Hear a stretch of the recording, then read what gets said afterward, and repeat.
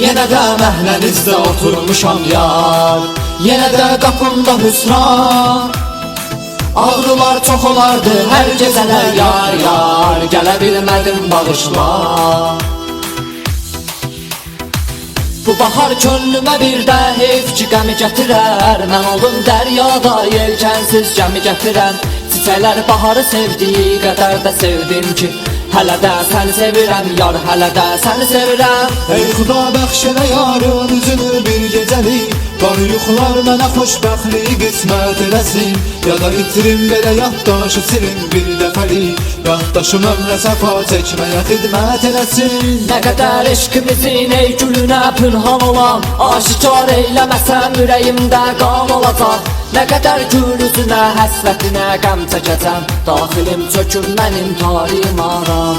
Gəlmədin, gözlədim dilbərim görməni, nə vəziyyətlə qoyub dərdi qubar eyləmisən. Məni aləmdə səfil yarını xar eyləmisən, sən məni sevməmisən, sevməmisən yar. Divanə olub daha eş şarabını süzdürdüm, mən onu çox sevdim, oysa məni öldürdü.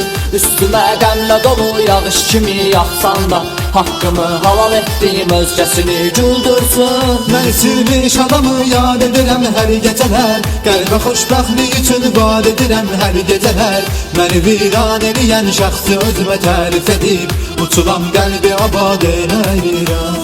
Ümidum bir çələk hörmüşəm mən gülüm, nə qədər gözləyəcəm ey fələyim ver ölüm. Dünyamda dünya qurub arzuladım sənlə gülüm, amma ki əlin yenə çatmadı ki arzulara. Ölmüşəm bəlkə amma xəyallarım darmadağın, bağa sən girib yenə bağ da doldun axı. Ruhumu dindirəcək bir sözünə möhtaçkən, sevgimin qatili sən cəhənnəmim oldun axı. Cənnətim sən mənim ürviyyətim varımsan, yaşarkən ruhumu bədənimdən alırsan.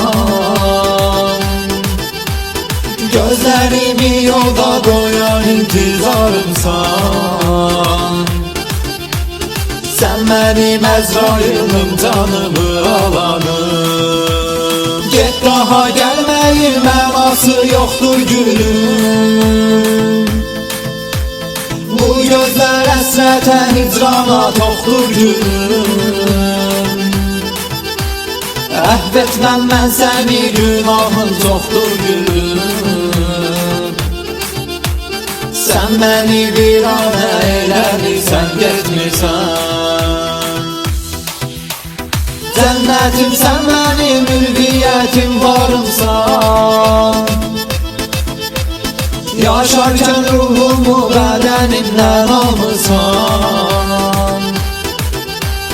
Gözlərimi yolda qoyan intizarımsan, sən mənim Əzrailim canımı alanım.